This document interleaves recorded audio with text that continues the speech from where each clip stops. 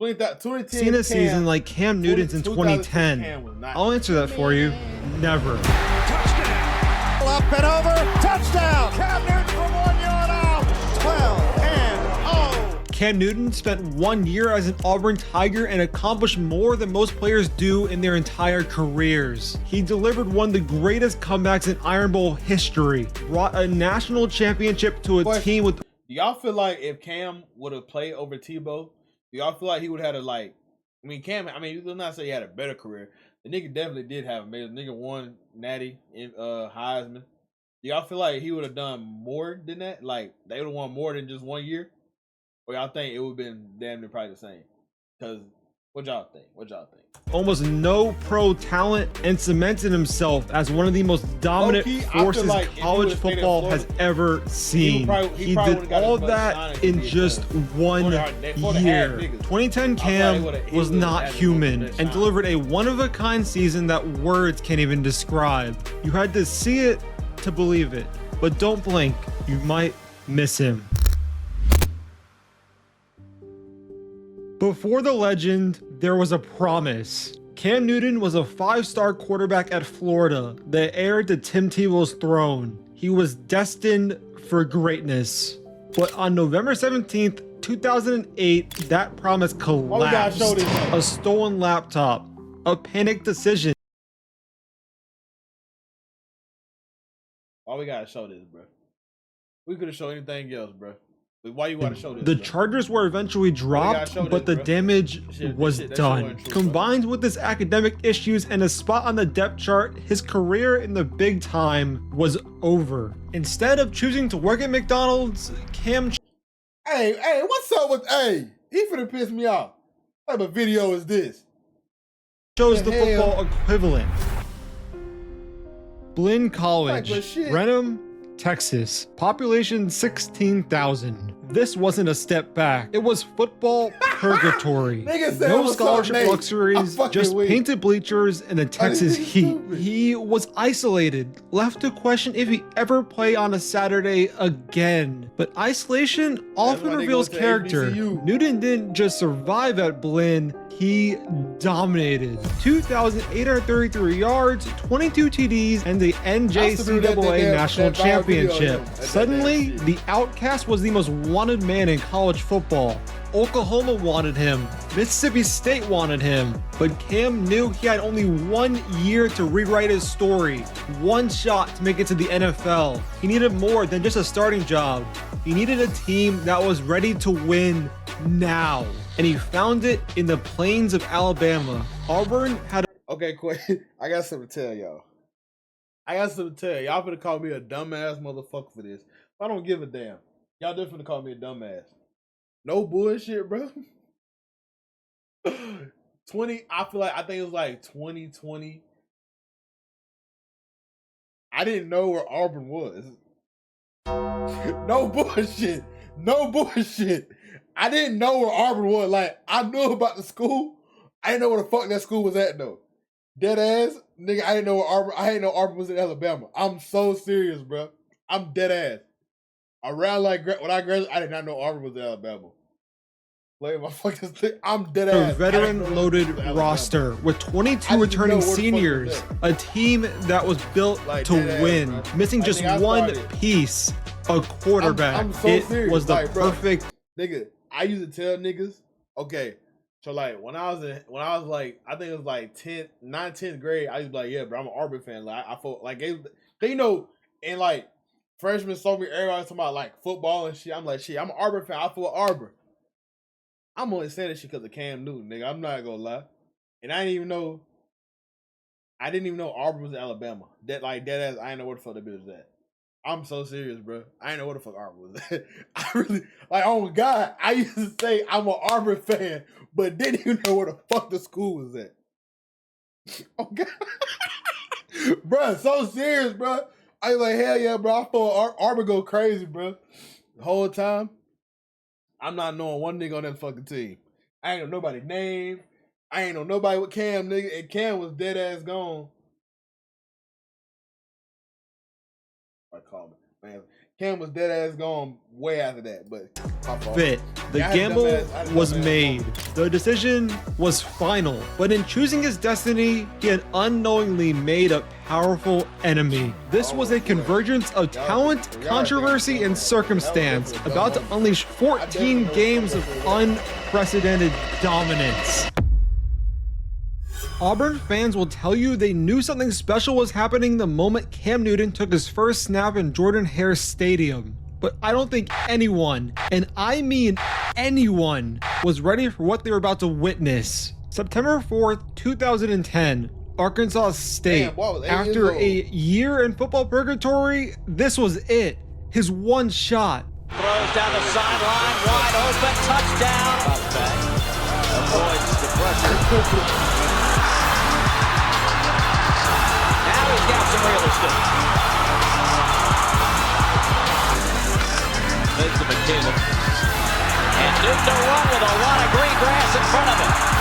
Touchdown. Throw. Looking. And Touchdown. Auburn. Oh God, I would. Nigga, I had to clean everything. While Cam was putting up video game numbers, the rest of college football was asking the same question. I'm mad. This nigga was saying, "What's up, Nate?" Now I can't stop thinking about that. Cause what if this what Nate dead ass look like? I can low key see Nate looking like this. Low key. Who the hell is this guy? This dude was shaking off defensive linemen and running past DBs as a quarterback. But that was a tune-up. 5 days later, he would face his first real test, an SEC opponent on the road at night.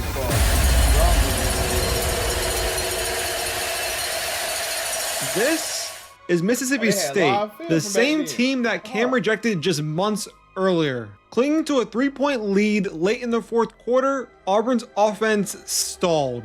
The crowd was going insane.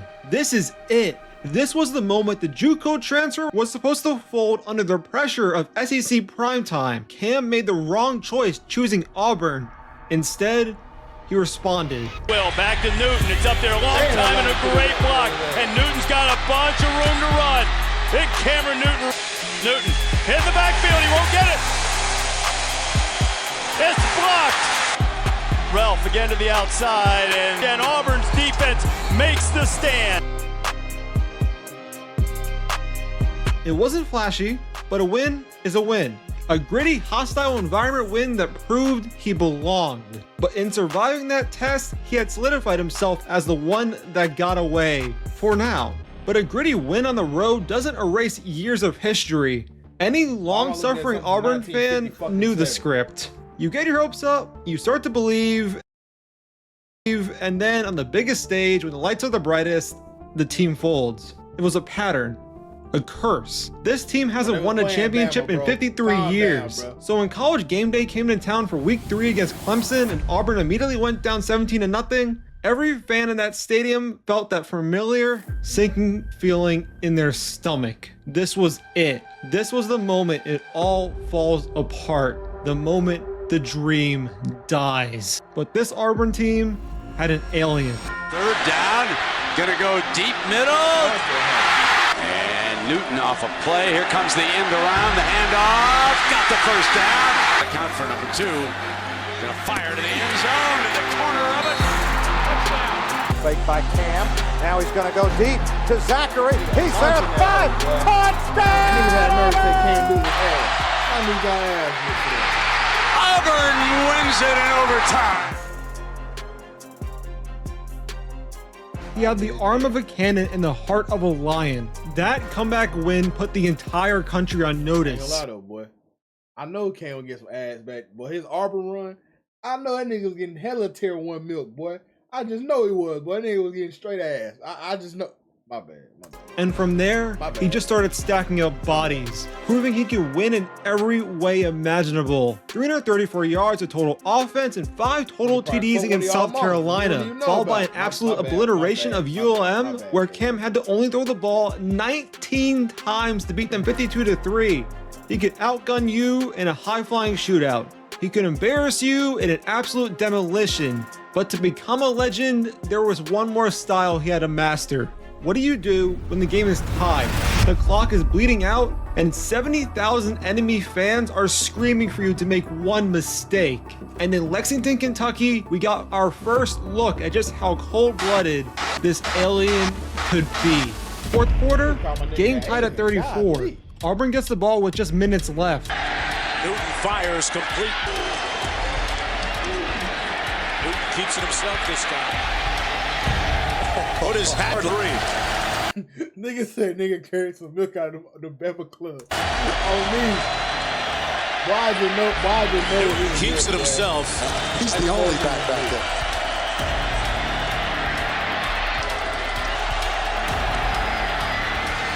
And the Cardiac Tigers continue to get it done.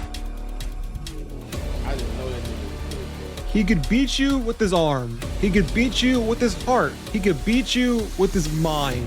He had proven he was the best player in the country. Oh my gosh.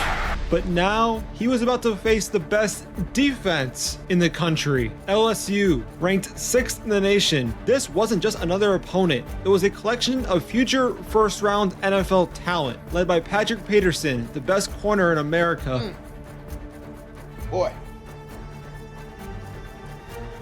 Yeah, they were number one in everything, but they got a laboratory-built monster designed for one purpose: to stop Cam Newton. And their plan was working. It looked like they had finally found the kryptonite. They were holding Superman in a phone booth. Third quarter, game tied 10-10. It felt like the first team to blink would lose. Up the middle. No, I'm sorry. Goes right. Still loose. Oh, did he accelerate? Oh my goodness. Touchdown. I ain't gonna lie though, boy. Atlanta, boy, I'm telling you, bro, every nigga wanted to be Cam so bad. I'm telling you, bro. Nigga. Bro, I used to wear, bro, I wasn't even a QB, bro. I used to wear tights under my my football pants. Used to have the high socks on. Nigga, I remember the day I got some Cam Newtons. Nigga, I never took them hoes off. I promise you, bro. Real talk, bro. The day I got some Cam Newtons for football, bro, I never took them bitches off. Nigga, even when I outgrew them hoes, I was still trying to wear them motherfuckers. The football, bro. Nigga. I remember, bro. I used to clean them bitches. And, bro, on God, nigga. Bro, cause look, my foot start, cause I am like, y'all know I got a big ass foot and I'm fucking short as hell. Nigga, I think like 7th grade is when my foot started growing for no fucking reason. Nigga, I used to try to cram my foot in them hoes, but like, nigga, bro. Y'all don't understand, bro. Them Cam Newtons were them ones, boy. Oh, them were them ones. I cannot lie to you, boy. Them were the ones. I wasn't even fucking quarterback. Newton back, draw play, designed all the way, and he's got a lot of room. One thing I did hate though, football. I see niggas no lines about fucking running back and fucking QB. That was Stiff arm tap. Newton right gets a great block. He gets another one. Newton. Carnell Hatcher, he gets by him.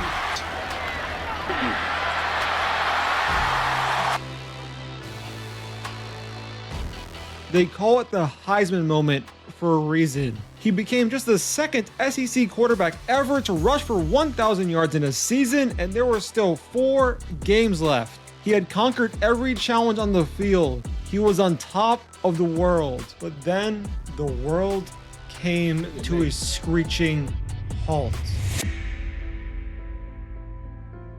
We had got a letter from the NCAA that they were going to launch this investigation. At this point, Cam Newton is Cam Newton. He's led Auburn to an undefeated record when no one expected Auburn to be undefeated. And then all of a sudden, out of nowhere, this bombshell drops. Cameron Newton's involving Cam Newton. With Cam Newton. It was a true bombshell, being accused of being bought and paid for during the season. Cam's father, Cecil, was being accused of accepting a 6-figure payment so that his son could go to Auburn before NIL was a thing. And immediately, it became a massive story. The NCAA was investigating. The FBI was investigating. The national media had descended on Auburn, Alabama, digging for anything that could disqualify him. Reporters were arriving unannounced to the Newton household, asking for bank records. This wasn't just football pressure anymore. This was legacy-defining pressure, the kind that shatters careers before they begin. Any normal 21-year-old would have folded under the weight of an ongoing investigation involving his family. The entire world was watching, waiting for him to do just that against Georgia. I bet you, bro. If they started losing that shot, nobody would take it. Fires it. Wide open. Cameron Newton. Seconds and goal. Here's Newton. But he was across the plane. It's a touchdown. You want to know what separates the great ones from the legends? It's this. When the pressure should break you, that's when Cam Newton played his best football. He followed up the Georgia demolition by catching a touchdown and hitting 51 points on Ole Miss, and then another 62 and 5 TDs on Chattanooga for good measure. The more the world tried to discredit him, the more he destroyed every team in his path. But nothing he had faced in the SEC so far could prepare him for the final trial of the regular season. Bryant-Denny Stadium, November 26, 2010, the Iron Bowl. Let me paint you a picture of what it's like walking into Bryant-Denny Stadium as the visiting team. 100,000 screaming Alabama fans, defending national champions, a team that hadn't lost at home in 2 years. But on this day, they weren't just trying to win a football game, they were trying to break Cam Newton. During Auburn's walkthrough, their final quiet preparation before the game, Alabama's stadium crew starts blasting music through the speakers. Not just any music. First, Take the Money and Run by the Steve Miller Band. Then, Son of a Preacher Man. Cecil Newton, Cam's father, is a preacher. This wasn't football. This was psychological warfare. And for the first half, it looked like it was working. Alabama came out possessed. Mark Ingram running wild. Greg McGlory was picking apart Auburn's defense. The tie jumped out to a 21-0 lead before Auburn could even blink. At this point, Vegas had Alabama as a 99% favorite to win. Hey boy, if you was betting back then, boy, I know a nigga came up. He bet on Auburn to win that game still. I know a nigga came up, boy. Woo, I know a nigga came up. ESPN's win probability meter was basically just a bar colored Alabama crimson. Auburn looked dead. Cam looked rattled. The pressure, the scandal, the crowd, the music, it had all finally caught up to him. The monster was finally mortal. But then right before halftime, the entire momentum of the season changed on a single play. 30, stumbling at the 20, ball knocked out from behind. It's a touchback, it'll go back to Auburn. We still coming, we coming. Goes deep, got a man open, touchdown, Auburn. It was still a blowout, but something had shifted. In the locker room, there was no panic. Hold the fuck on. What type of fucking cut is that? Goes deep, got a man open, touchdown, Auburn. It was still Nigga, what type of fucking haircut is this? What the fuck is this? Hey boy, hey bro, what's this, blowout, bro? but something had Hell nah. shifted. Hell nah. What type of damn cut is that? Down, Auburn. It was still Whoever you is, bro, you look, I don't know who the fuck you is. But you ought to be ashamed of yourself to have your cut like that. You was a nasty motherfucker. You was a nasty nigga. Blowout, but something had shifted. In the locker room, there was no panic, no big speech, just a quick message from Coach Gene Chizik. Get the ball, take the sucker down and score, make it a 10-point game, and we'll change this thing. It's that simple. So let's go play, let's go.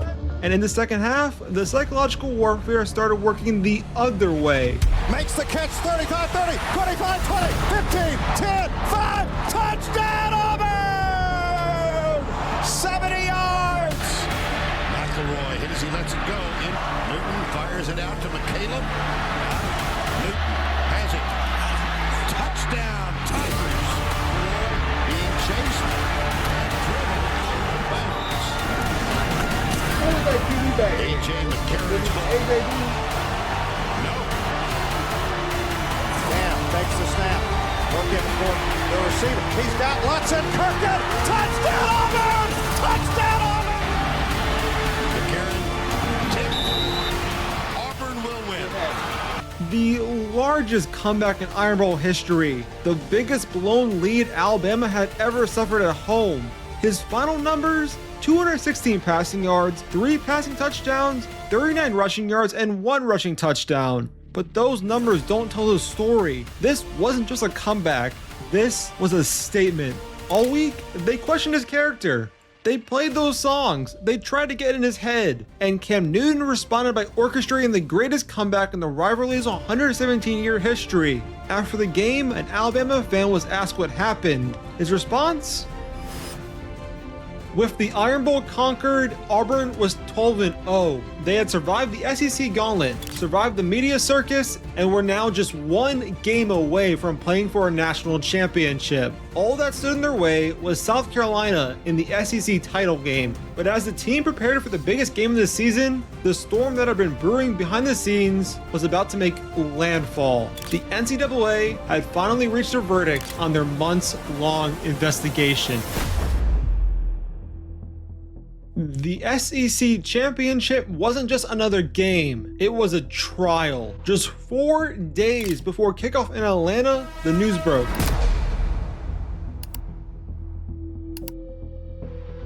His season was over. Auburn's dream was dead. The entire college football world believed the story had come to a crushing, definitive end. But then, under immense public and legal pressure, the NCAA reversed their decision. He was cleared to play, saying they could never find any actual evidence of the illegal payment. And of course, that only made things worse. The entire saga, the investigation, the ruling, the reversal, it all came down to this. South Carolina was standing in the way, and they were about to witness his anger unleashed. From the Carolina 13, Cam to throw, looks right.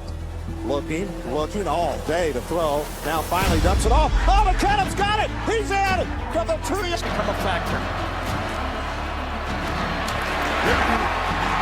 That's his 19th rushing touchdown of the season. Good protection. Darvin Adams wide open. He'll stroll in for the score. To the right side. Throws it deep downfield into the end zone. Cam Newton. Tipped up and caught! It's caught! Darvin Adams off the deflection! Touchdown Auburn! That was a message to the NCAA, to the media, to everyone who doubted him. He wasn't just playing for a title, he was playing for his legacy and subscribing to Gridiron. He had done it. He had conquered the SEC. He had silenced the NCAA for the time being. Years later, the NCAA investigation would later be revealed to be started by Mississippi State's head coach and his wife out of jealousy that Cam didn't select their school. He was vindicated, but there was still one more mountain to climb. One final test, the national championship. Auburn versus Oregon, a 53-year championship drought on the line. But this wasn't going to be another highlight reel game. This was different. This was for everything. Oregon's game plan was simple. Make someone other than Cam Newton beat you. And for 58 minutes, it was working. He was getting battered, bruised, and held in check. It looked like the perfect strategy as the game was tied 19-19 late until the moment it didn't matter. Dyer, the freshman, is wrestled down at the 46-yard line. Pleasant, and he gets back up. Dyer gets back up. Was he not on the ground? Did he stay on top of Pleasant? The Ducks are saying, wait a minute, he was down. There it is. The kick is up. The kick is good. Auburn wins. 22-19. After the game, Cam was asked about his journey. His response saying, quote, anything is possible. I guarantee you 5 or 6 months ago, nobody would have bet their last dollar to say that Auburn University would be winning the national championship. He was right. Nobody would have bet on Auburn, but they definitely should have bet on Cam Newton. That Superman celebration wasn't just a touchdown dance, it was a prophecy. Because in 2010, Superman didn't wear a cape. He wore number 2. And college football will never, ever see anything like it again. Championship teams are built with NFL talent, not seniors on the roster. Every team that Cam would beat this season had players that would become household names in the NFL. Patrick Peterson, Julio Jones, Dante Hightower. That's why Cam Newton run is better than anybody run in college football history. I said what I motherfucking said. His run better than Johnny Manziel. Johnny Manziel had NFL talent in his motherfucking team. You name me one nigga on Cam Newton team that played in the league and was a star player. You fucking can't. We're gonna keep going. Tyrann Mathieu. This list could go on forever. While he believed in his teammates, the reality was this. The only player on offense drafted from 2010 Auburn who would ever start an NFL game was Cam Newton himself. He was surrounded by guys who wouldn't even make an NFL practice squad, and he dragged them week after week to a perfect season. Some things aren't meant to be replicated, they're just meant to be remembered. And speaking of quarterbacks who took their teams to the biggest stage, you're going to want to watch. You think I want to really sit down and watch a 25-minute video about Jalen fucking Hurts? I'll fuck with Jalen Hurts, but nigga, I wouldn't have. But W video though. W video. Not gonna lie, W video. But it is 1 o'clock. I'm not gonna hold you niggas any longer. Not gonna lie. We'll be back tomorrow. Is anybody live that I know? I do not think so. I do not think so.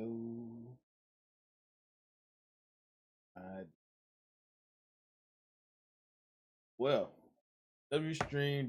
Oh.